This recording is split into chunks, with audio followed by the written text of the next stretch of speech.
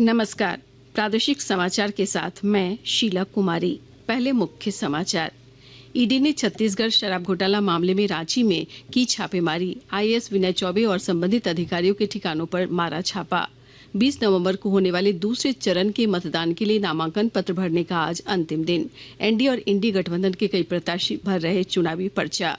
13 नवंबर को होने वाले पहले चरण के मतदान के लिए नामांकन पत्रों की जांच पूरी। आज चुनाव लड़ने वाले उम्मीदवारों की जारी होगी सूची।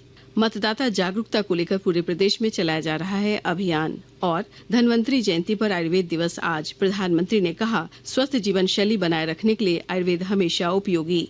और अब समाचार विस्तार से। छत्तीसगढ़ शराब घोटाला मामले में प्रवर्तन निदेशालय ईडी ने रांची में छापेमारी की है। ईडी ने आईएएस विनय चौबे और संबंधित अधिकारियों के ठिकानों पर छापा मारा है। उत्पाद विभाग के संयुक्त सचिव गजेंद्र सिंह के ठिकानों पर भी छापेमारी की गई। झारखंड में 20 नवंबर को होने वाले दूसरे चरण के विधानसभा चुनाव के लिए नामांकन पत्र दाखिल करने का आज अंतिम दिन है। दूसरे चरण में 38 विधानसभा क्षेत्रों में मतदान होगा। पर्चों की जांच कल की जाएगी और उम्मीदवार 1 नवंबर तक नाम वापस ले सकेंगे। इधर दूसरे चरण के लिए आज एनडीए और इंडी गठबंधन के प्रत्याशी चुनावी पर्चा दाखिल कर रहे हैं। आज भाजपा के कई उम्मीदवार भी नामांकन करेंगे, जिसमें बरहेट से गमालियम हेम्ब्रम, लिट्टीपाड़ा से बाबूधन मुर्मू, महेशपुर से नवनीत हेम्ब्रम और टुंडी से विकास महतो शामिल हैं। जबकि इंडी गठबंधन से पाकुड़ से कांग्रेस प्रत्याशी निशांत आलम चुनावी पर्चा दाखिल करेंगी। इस दौरान कांग्रेस के पर्यवेक्षक बीके हरिप्रसाद सहित प्रदेश के कई नेता उपस्थित रहेंगे। पाकुड़ में नामांकन को लेकर विस्तृत ब्यौरा दे रहे हैं हमारे संवाददाता। अंतिम चरण में पाकुड़ जिले में होने वाले विधानसभा चुनाव को लेकर नामांकन के अंतिम दिन यहां जबरदस्त चहल पहल राजनीतिक दलों में है। नामांकन के अंतिम दिन आज पाकुड़ विधानसभा सीट पर कांग्रेस की निशात आलम और झारखंड स्टूडेंट पार्टी के अजहर इस्लाम, समाजवादी पार्टी के अकील अख्तर, महेशपुर विधानसभा सीट के लिए भारतीय जनता पार्टी के नवनीत एंथोनी हेम्ब्रम सहित दर्जन भर निर्दलीय प्रत्याशी नामांकन पर्चा दाखिल करेंगे। आज अपने अपने प्रत्याशियों के समर्थन में आयोजित जनसभा को कांग्रेस सांसद सुखदेव भगत, आजसू सुप्रीमो सुदेश महतो, भारतीय जनता पार्टी के प्रदेश अध्यक्ष बाबूलाल मरंडी संबोधित करेंगे। नामांकन के मौके पर राष्ट्रीय एवं क्षेत्रीय दलों के प्रत्याशी अपनी ताकत को भी आजमाने की कोशिश करेंगे। राम प्रसाद सिन्हा, आकाशवाणी समाचार, पाकुड़। झारखंड में 13 नवंबर को 43 निर्वाचन क्षेत्रों में पहले चरण के मतदान के लिए नामांकन पत्रों की जांच पूरी हो गई। मुख्य निर्वाचन पदाधिकारी के रवि कुमार ने रांची में पत्रकारों को बताया कि आज वैध उम्मीदवारों की सूची जारी की जाएगी। इस चरण के मतदान के लिए कुल 805 उम्मीदवारों ने नामांकन पत्र दाखिल किए हैं। केंद्रीय मंत्री गिरिराज सिंह ने झारखंड के मुख्यमंत्री हेमंत सोरेन के भाजपा के पास किसानों को आत्मनिर्भर बनाने के लिए पैसे नहीं होने के बयान की तीखी आलोचना की है। इसके साथ उन्होंने संथाल में बढ़ रही बांग्लादेशी घुसपैठियों पर भी हेमंत और ममता सरकार पर हमला बोला। कांग्रेस की सरकार ने आज तक जीवन में केवल एक बार जो बैंक से लोन लिया था किसान, उसका 72,000 कर्ज माफ किया और मोदी जी 3 लाख करोड़ से ऊपर ज्यादा दिए हैं और दे रहे हैं। बंगाल में ममता बनर्जी रेड कारपेट बिछाई हुई है बांग्लादेशी घुसपैठियों के लिए और वहां से झारखंड आ रहा है। हेमंत सोरेन झारखंड में बिछाए हुए हैं। विधानसभा चुनाव के तहत सिमडेगा जिले के कोलेबिरा निर्वाचन क्षेत्र से 19 और सिमडेगा विधानसभा क्षेत्र से 15 प्रत्याशी चुनावी मैदान में हैं। विस्तृत ब्यौरा दे रहे हैं हमारे संवाददाता।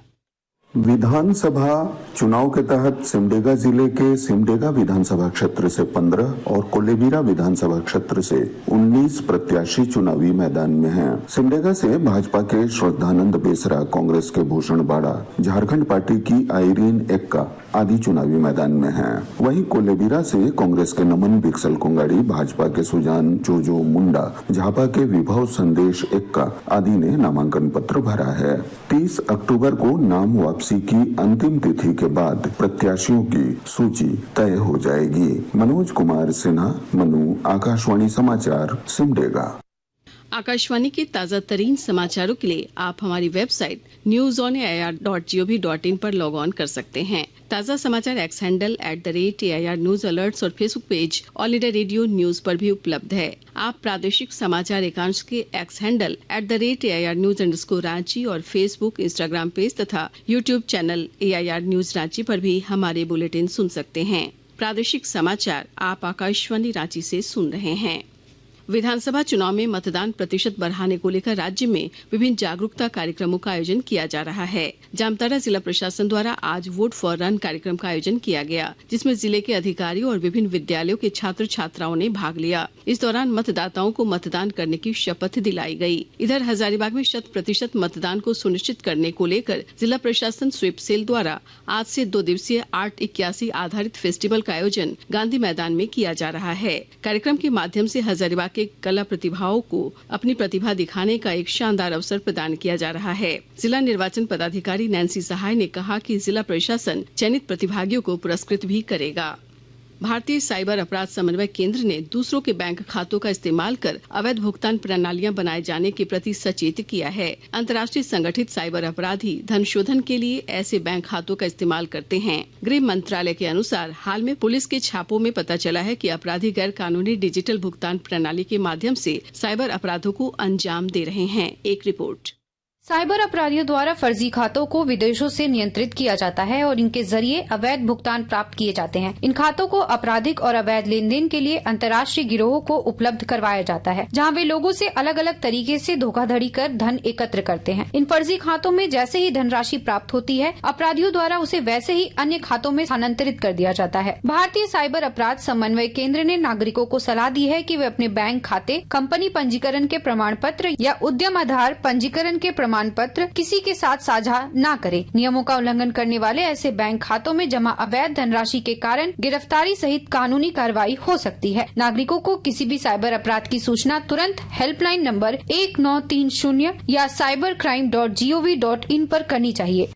प्रधानमंत्री नरेंद्र मोदी ने जनजातीय नेता कार्तिक उरांव को उनकी जन्मशती पर श्रद्धांजलि अर्पित की है। श्री मोदी ने एक सोशल मीडिया पोस्ट में कार्तिक उरांव को एक महान नेता बताया, जिन्होंने जनजातीय समुदाय के अधिकारों के लिए अपना पूरा जीवन समर्पित कर दिया। प्रधानमंत्री ने कहा कि उन्होंने आदिवासी संस्कृति और पहचान संरक्षित रखने के लिए संघर्ष किया। वंचितों के कल्याण के लिए उनका योगदान हमेशा देशवासियों को प्रेरित करता रहेगा। प्रधानमंत्री नरेंद्र मोदी ने आज धनतेरस के अवसर पर लोगों को शुभकामनाएं दी हैं। सोशल मीडिया पोस्ट में श्री मोदी ने कामना की कि भगवान धनवंतरी के आशीर्वाद से सभी का जीवन हमेशा अच्छे स्वास्थ्य, खुशहाली और समृद्धि से भरा रहे। प्रधानमंत्री नरेंद्र मोदी ने आज आयुर्वेद दिवस के अवसर पर देशवासियों को शुभकामनाएं दी। सोशल मीडिया पोस्ट में श्री मोदी ने कहा कि स्वस्थ जीवन शैली बनाए रखने के लिए आयुर्वेद हमेशा उपयोगी रहेगा। प्रधानमंत्री ने कहा कि भगवान धनवंतरी की जयंती आयुर्वेद की उपयोगिता और योगदान से जुड़ी है, जिसे अब दुनिया ने स्वीकार कर लिया है। हॉकी में महिला एशियाई चैंपियंस ट्रॉफी के लिए टीम की घोषणा कर दी गई है। ये टूर्नामेंट 11 से 20 नवंबर तक बिहार में राजगीर में खेला जाएगा। भारत की कप्तान मिडफील्डर झारखंड की सलीमा टेटे करेंगी और फॉरवर्ड खिलाड़ी नवनीत कौर उप कप्तान होंगी। टूर्नामेंट में भारत का पहला मुकाबला मलेशिया के साथ होगा। चीन, जापान, कोरिया और थाईलैंड प्रतियोगिता की अन्य टीमें हैं। पिछली बार ये टूर्नामेंट भारत ने जीता था। और अब संक्षिप्त खबरें। पलामू जिले में पुलिस को नक्सल विरोधी अभियान के दौरान बड़ी सफलता मिली है। पलामू पुलिस ने AK-47 के साथ TSPC के 3 कमांडरों को गिरफ्तार किया है। गिरफ्तार नक्सली पलामू, लातेहार और चतरा में कई बड़े नक्सली वारदातों के आरोपी हैं। दुमका जिले में बालू के अवैध कारोबार को रोकने के लिए प्रशासन ने सख्ती तेज कर दी है और ऐसे घाटों को चिन्हित किया है जहां से अवैध रूप से बालू का उत्खनन किया जाता है। जमशेदपुर में पुलिस ने विकास हत्याकांड में नामजद आरोपी को 2 साथी के साथ गिरफ्तार किया है। अंत में मुख्य समाचार एक बार फिर। ईडी ने छत्तीसगढ़ शराब घोटाला मामले में रांची में की छापेमारी। IAS विनय चौबे और संबंधित अधिकारियों के ठिकानों पर मारा छापा। 20 नवंबर को होने वाले दूसरे चरण के मतदान के लिए नामांकन पत्र भरने का आज अंतिम दिन। NDA और इंडी गठबंधन के कई प्रत्याशी भर रहे चुनावी पर्चा। 13 नवंबर को होने वाले पहले चरण के मतदान के लिए नामांकन पत्रों की जाँच पूरी। आज चुनाव लड़ने वाले उम्मीदवारों की जारी होगी सूची। मतदाता जागरूकता को लेकर पूरे प्रदेश में चलाया जा रहा अभियान। और धनवंतरी जयंती पर आयुर्वेद दिवस आज। प्रधानमंत्री ने कहा, स्वस्थ जीवन शैली बनाए रखने के लिए आयुर्वेद हमेशा उपयोगी।